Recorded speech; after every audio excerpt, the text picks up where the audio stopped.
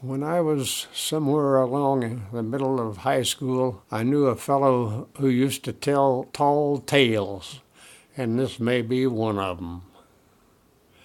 Dry farm.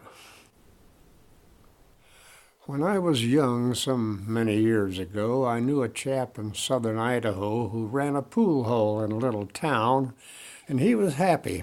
Never saw him frown, 'cause he was raking dimes and nickels in hand over fist, although the times was thin.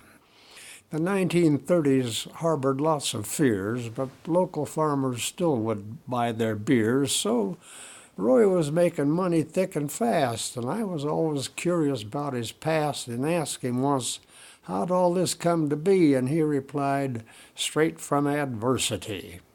I looked at Roy and wondered what the hell, he's just an old dirt farmer. I could tell because his hands were callous just like mine from fighting barbed wire, bales, and binder twine.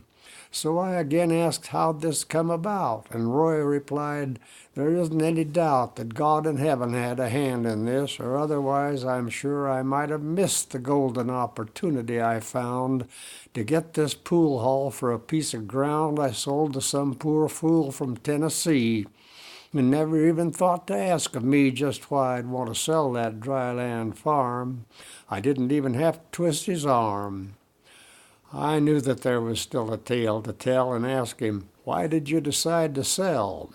Well, Roy replied, I'd watered it with tears and watched the crops decline throughout the years, but still I hadn't quite attained my goal, so I hung on to satisfy my soul, till sun and wind combined to help me out with 3 years in a row of summer drought.